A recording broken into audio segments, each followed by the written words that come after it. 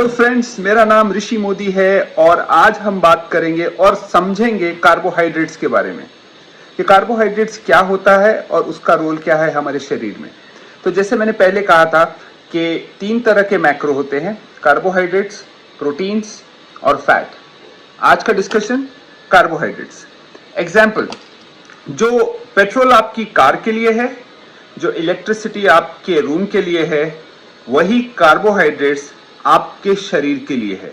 जी हाँ, ये एक स्तोत्र है हमारे शरीर को ऊर्जा देने का। It's a source of energy for our body. जब आप अपने हाथ में चपाती लेते हैं या फिर कोला लेते हैं या फिर राइस खाते हैं तो आपके लिए वो फूड है, वो कार्ब है, लेकिन आपके शरीर में, आपके शरीर के लिए वो है ग्लूकोज। जैसा कि मैंने कहा कि ये एक बहुत जरूरी सोर्स है हमारी एनर्जी के लिए। इसका मतलब ये हमारे सर्वाइवल के लिए बहुत ज्यादा जरूरी है। तो शरीर के लिए कार्बोहाइड्रेट्स बहुत इंपॉर्टेंट है।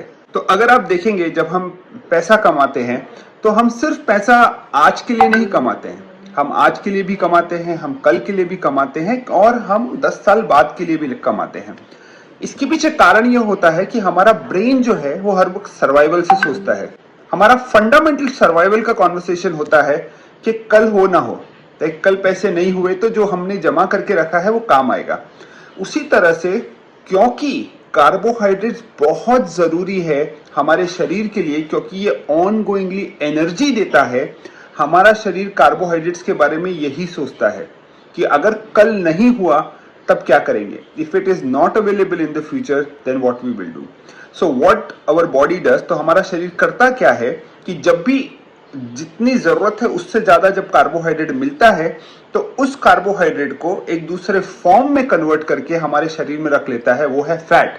जैसे हमारे पास एक्सेस पैसे को हम प्रॉपर्टी में कन्वर्ट कर लेते हैं, गोल्ड में कन्वर्ट कर लेते हैं, जब चाहिए वापस उसे लिक्विड कैश बना सकते हैं।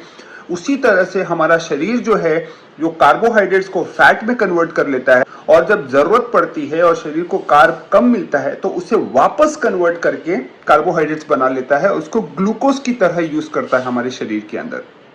अच्छा, एक और पॉइंट मैं आपको बताना चाहूंगा। जो कार्बोहाइड्रेट्स है जब हम लेते हैं 2 तरह के होते हैं। एक होता है ग्लूकोज, जब आपने उसे लिया इमीडिएटली आपके शरीर में वो ग्लूकोज बन के आपके ब्लड में चला गया।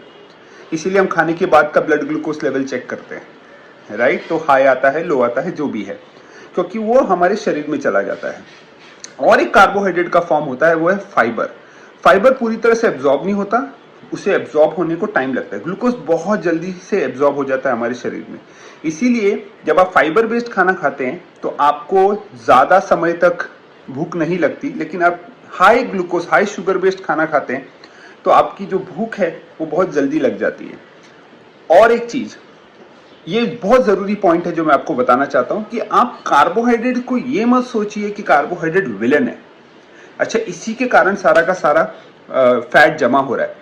इसको अगर जरूरत से ज्यादा खाओगे तो जमा हो रहा है, लेकिन आप जरूरत से कम खाओगे तो नुकसान करेगा आपको। क्यों? आपकी एनर्जी कम हो जाएगी, आपका ब्रेन का फोकस कम हो जाएगा, आपकी नींद कम हो जाएगी, आप स्ट्रेसफुल लगोगे। तो कार्बोहाइड्रेट बहुत जरूरी है हमारे ब्रेन की फंक्शनिंग के लिए भी।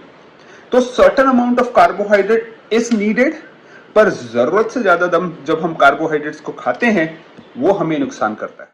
अगर आपको ये वीडियो पसंद आया तो जरूर से लाइक कीजिए, कमेंट कीजिए और शेयर कीजिए। और in case if you have any question, आपको किसी भी तरह का क्वेश्चन है तो जरूर से मुझे पूछिएगा। Thank you, bye.